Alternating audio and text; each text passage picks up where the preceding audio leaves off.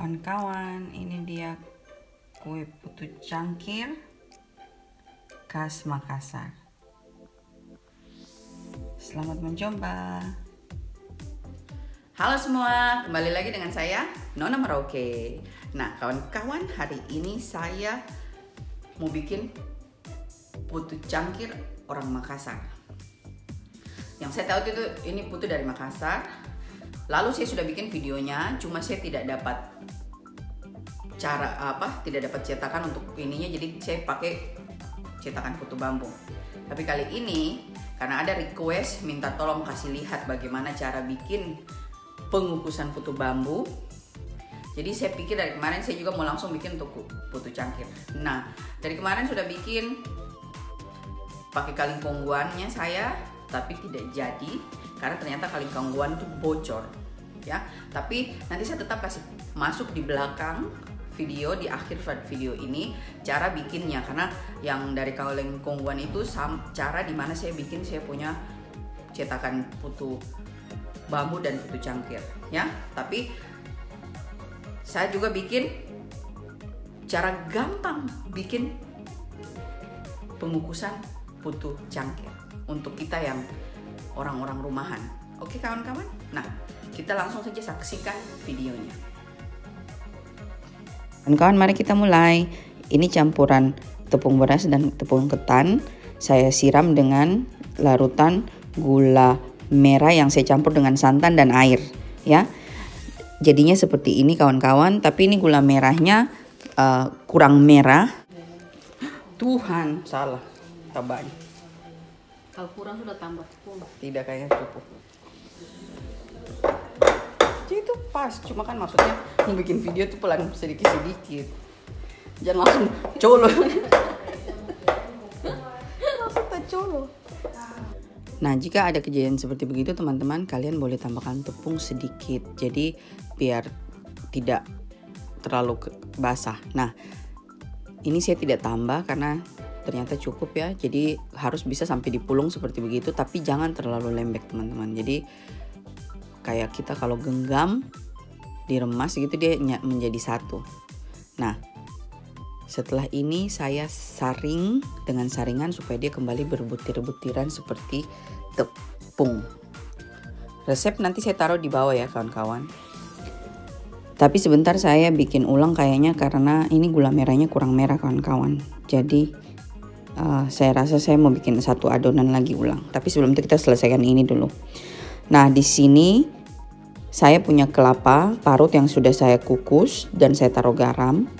Kita ambil sedikit secukupnya untuk kita membuat jadi isi daripada putu cangkir ini.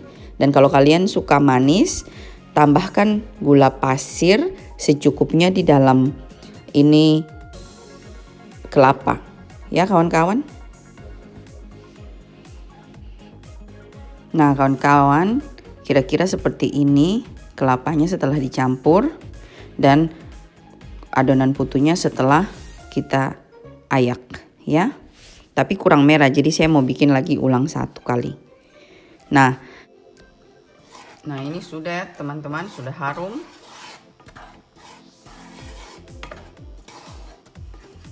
Nah ini tepungnya sudah saya ongseng sampai harum ya kawan-kawan. Sekarang saya mau campur lagi dengan campuran gula merah dan air tapi tanpa santan. Seperti kalian lihat ini campuran gula merahnya kental dan sangat hitam, sangat coklat. Saya campur ke dalam adonan. Setelah itu saya remas-remas dengan tangan supaya tahu kekerasannya. Karena berhubung saya mau campur adonan yang pertama tadi ke dalam ini adonan kawan-kawan, jadi saya mau bikin adonan ini agak kering sedikit supaya campurannya bisa rata dengan yang tadi ya. Sekarang saya selesain campur dulu, baru kita lanjut bikin ya. Setelah itu saya aduk dengan tangan supaya kita bisa tahu beberapa kekeringannya ya. Seperti begini kawan-kawan. Baru habis itu saya saring dengan ayakan supaya dia berbutir-butir kembali dan bisa saya campur dengan adonan yang pertama tadi. ini tambah ilmu buat kawan-kawan. Seperti kalian lihat ini saya aduk dengan saringan yang agak kecil lubang-lubangnya. Ternyata adonan tuh dia jadi seperti kayak panjang-panjang kayak mie begitu, tidak terlalu bagus kawan-kawan. Jadi saya ganti dengan saya punya saringan yang ini yang lubang-lubangnya besar sehingga butiran-butirannya agak lebih besar-besar begitu kawan-kawan. Dan pada saat kita kukus nanti dia lebih halus ya. Nah, ini dia hasilnya kawan-kawan, cantik kan? Sekarang kawan-kawan saya bikin yang ketan hitam. Jadi yang ini 100 gram tepungnya.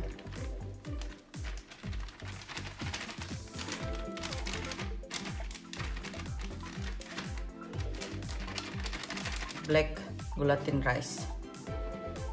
Ya. Nah, jadi ini tepung ketan hitam yang sudah bubuk. Ini di sini saya bisa beli di toko yang sudah kayak begini kawan-kawannya, jadi agak lebih enak bikin. Terus saya ongseng sampai harum lagi, keluar bau tepung ketannya kalau itu mateng. Terus kita dinginkan dan kita campur dengan air santan yang saya taruh gula pasir sedikit. Berhubung saya punya santan ini dari kulkas teman-teman, jadi saya campur. Saya punya tepung ini masih agak panas sehingga santan itu dia bisa sedikit agak meleleh dari dinginnya ya. Saya aduk-aduk terus sampai bisa dipulung di tangan. Nah teman-teman, ini saya bikin setengah resep saja yang hitam karena saya takut tidak ada yang makan ya. Jadi kita lihat.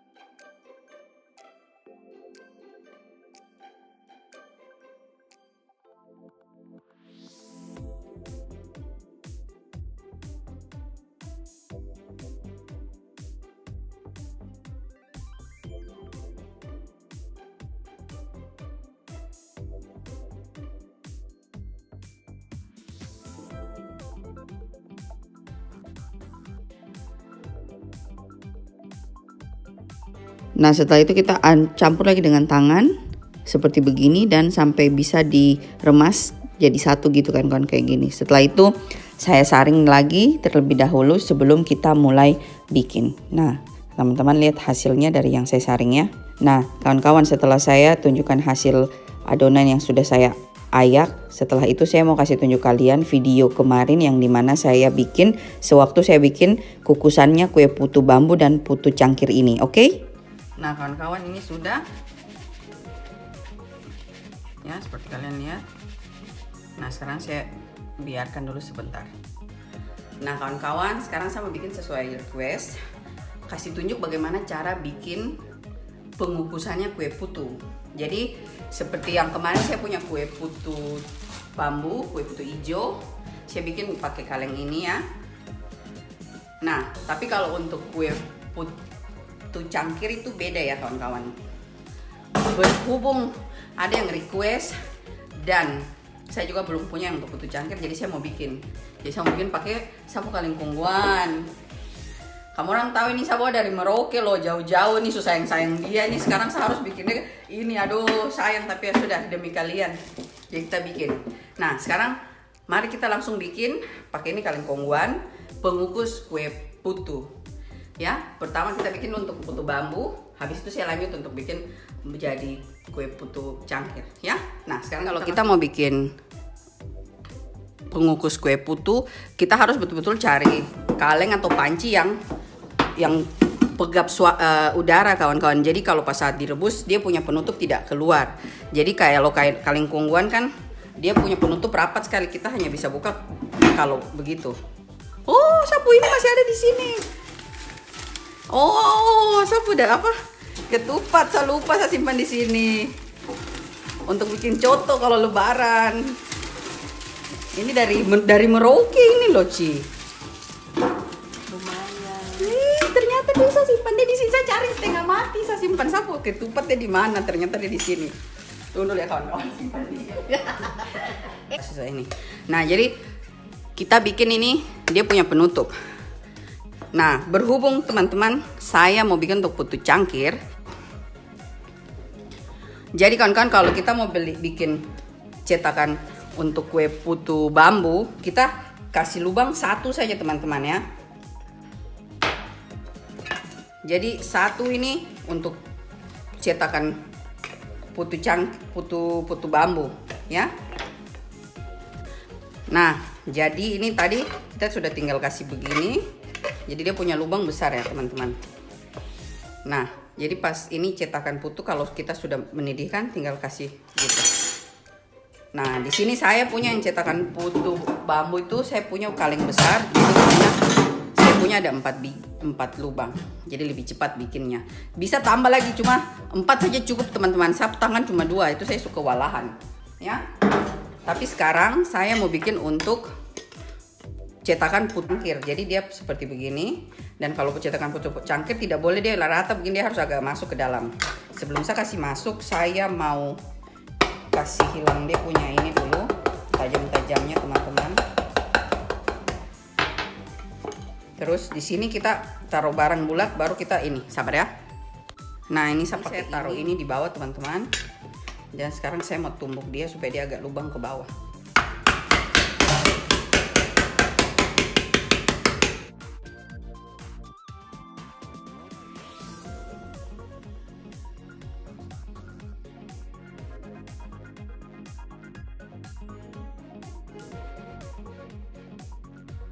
Nah, kira-kira begini sudah bisa teman-teman ya.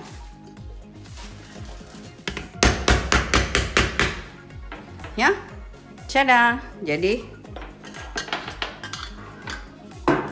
kalau kita tutup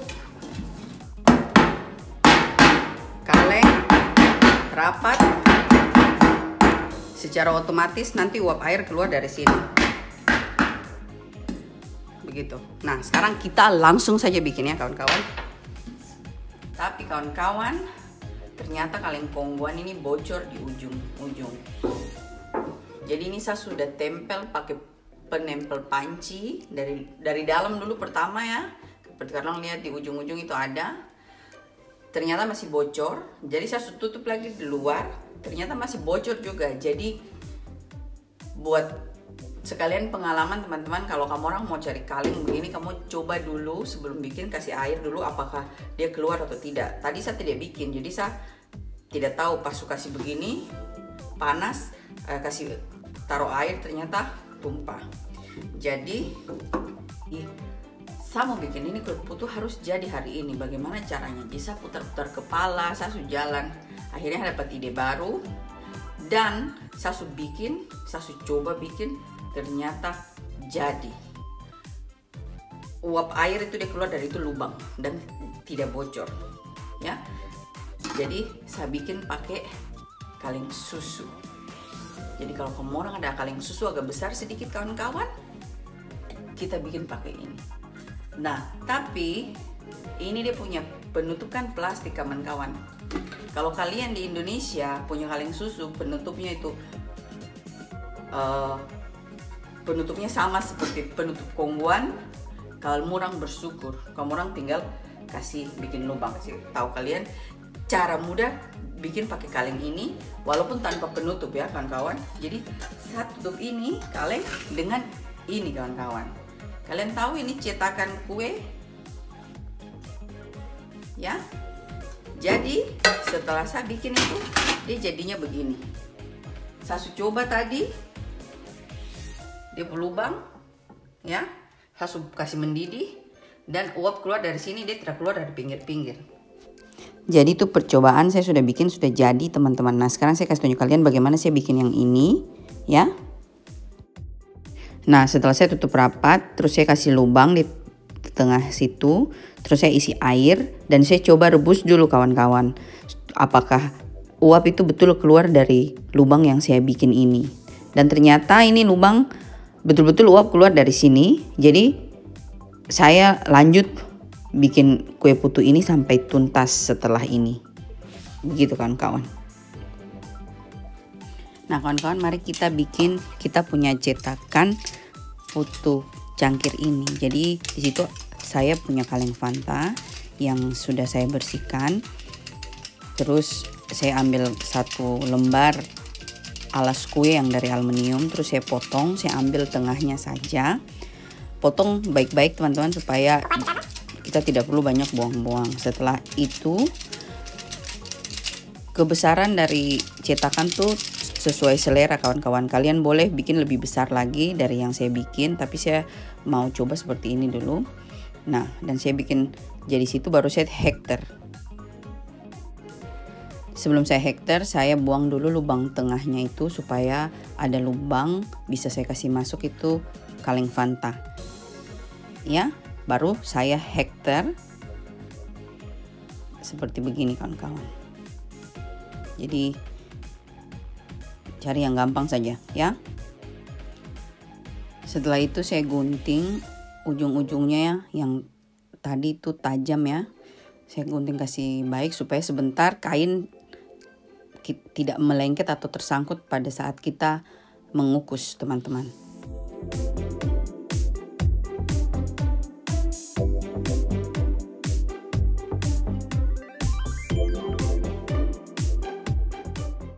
Setelah itu saya ambil kaleng Fanta, terus saya potong dan saya bikin seperti pipa kecil gitu. Terus saya lem dengan saya punya lem panci supaya tahan panas ya dan tidak gampang terbuka.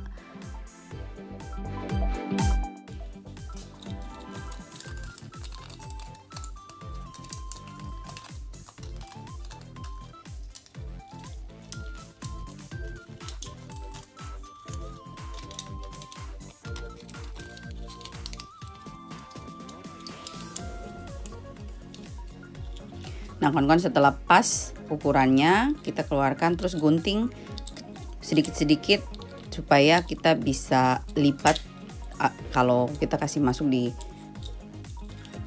corong yang tadi kita bikin tuh, aluminium tadi kita bikin tuh, jadi dia tersangkut atau ada penahannya, jadi dia bisa kokoh. Nah lihat saja teman-teman bagaimana saya bikin.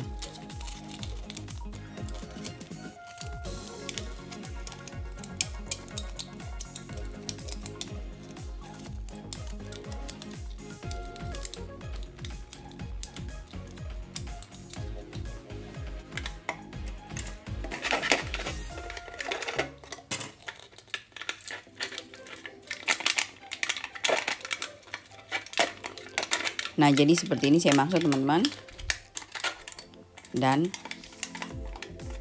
dia tidak bakalan terlepas karena masih goyang, dan di bawah samping-samping pipa itu bakal keluar uap panas. Jadi saya ambil adonan sedikit teman-teman, yang adonan putu tadi saya tutup di sekeliling lingkarannya supaya tidak ada uap panas yang keluar pada saat kita kukus nanti. Betul-betul cuma keluar dari lubang corong itu. Nah sekarang saya kasih mendidih air supaya itu adonan yang untuk menghalang uap itu kering dan keras. Nah sekarang saya bikin lagi yang sama segitiga, tapi saya tidak buang ujungnya, cuma bagian atasnya saya lipat supaya lebih keras, lebih kokoh. Ini saya mau dipakai untuk cetakan kue putunya. Nah, kawan-kawan, di sini saya punya kayu kecil yang saya gergaji dari kayu sapu. Terus saya mau jadikan pemegang buat saya punya cetakan ini, dan saya ambil penutup.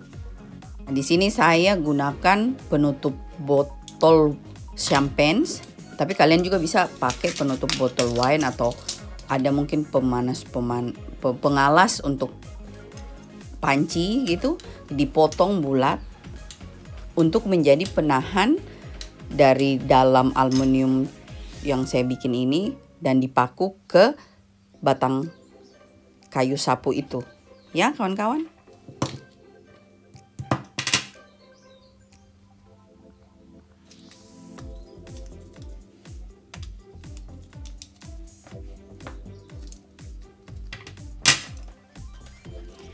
Nah, seperti begini kawan-kawan. Terus sekarang saya paku supaya betul-betul tidak bergerak adonannya, ya. Nah, semoga teman-teman bisa buat semuanya ya. Nah, kawan-kawan, sekarang saya mau mulai kukus ini kue. Jadi saya kasih panas air, tapi sebelumnya saya ambil kawat, terus saya lingkari, dan saya kasih keras pakai tang itu supaya tidak keluar uap air dari pinggir-pinggirnya itu kawan-kawannya. Nah, jadi saya bikin seperti ini. Di sini saya bikin dulu videonya supaya kalian lihat saya bagaimana saya sejenak bikin. Nanti di belakang saya jelaskan satu-satu. Ini saya mau bikin dulu untuk mau bawa kasih saya punya teman Vietnam karena ini sudah agak malam. Jadi saya bikin dulu sedikit, baru sebentar saya lanjut ya.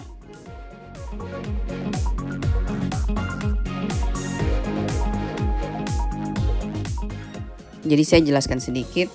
Jadi ini adonan ditaruh di atas cetakan yang kita bikin tadi seperti corong. Terus dilebar-lebarkan, diisi sedikit dengan kelapa parut yang sudah saya campur gula dan garam. Terus kita tutup lagi dengan adonan di atasnya, tapi dia lebih berbentuk seperti gunung sedikit karena cetakan di bawah yang kita taruh di atas kukusan itu juga agak lubang sedikit. Jadi pada saat kalian bikin cetakannya, yang untuk kasih adonan harus lebih dalam daripada yang di atas uap panas ya kawan-kawan. Nah, ini saya sengaja kasih biar video supaya kalian lebih paham prosesnya saya bikin. Nanti di belakang saya menjelaskan lebih detail cara bikinnya ya. Buat kue putu cangkir ini kenapa dia punya dasar harus agak kayak corong juga, karena kalau tidak teman-teman pada saat selesai kita panggang dia akan retak di atasnya. Cuma dua yang buat dia retak, itu satu karena tidak agak lubang, yang kedua karena tidak matang dengan baik. Nah, ini dia kawan-kawan hasilnya ya, saya belah dan tidak kering dan terhambur ya.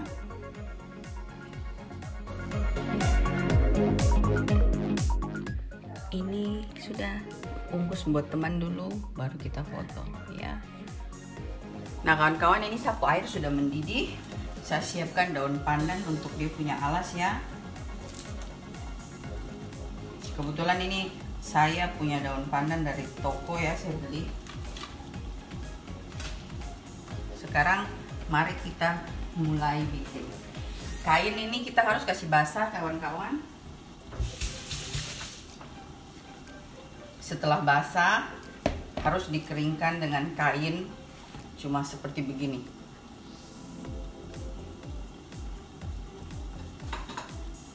Jadi dia cuma sebasah-basah biasa ya.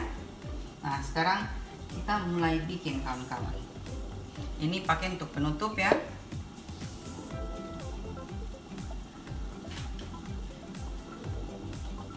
Kita mulai dengan yang ketan hitam dulu teman-teman.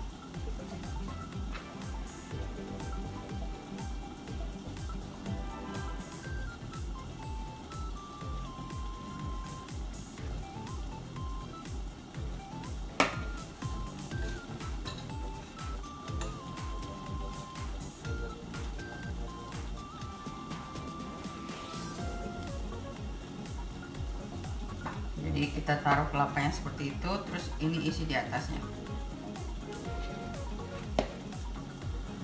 Nah, cetakan dia harus bumbung karena di sini juga agak lubang ya kawan-kawan. Dan sekarang kita taruh. Ditahan teman-teman supaya adonan tidak tumpah.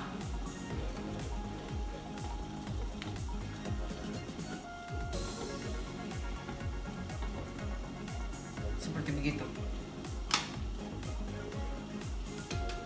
ya. Dan sekarang kita tutup karena kalau tidak ditutup dia tidak akan jadi kawan-kawan. Nah, sebelum saya angkat yang sudah selesai, saya siapkan lagi di cetakan satu di tangan, baru supaya pas saya angkat saya taruh yang baru. Nah, kawan-kawan, di sini saya pakai daun pandan, tapi nanti saya alas daun pisang di bawahnya karena daun pandannya kurang besar. Jadi kalau di Indonesia kalian ada daun pandan yang besar, pakai daun pandan biar adonannya lebih harum pada saat dimakan. Kalau alasnya daun pandan ya. Kayak begini tuh sudah matang ya teman-teman. Dia sudah berubah warna. Jadi kita angkat. Taruh lagi satunya. Kita tutup lagi teman-teman. Yang ini di sini kita balik terus kita kasih daun pandan. Kenapa di alas kain yang agak basah? Pertama tuh supaya daun pisang, teman-teman, adonan tidak lengket sama kain. Kedua, kain tidak terbakar dari api. Ketiga, adonan juga cepat matang teman-teman. Kalau umpamanya tidak basah kainnya, adonan tuh agak lebih kering. Ini teman-teman.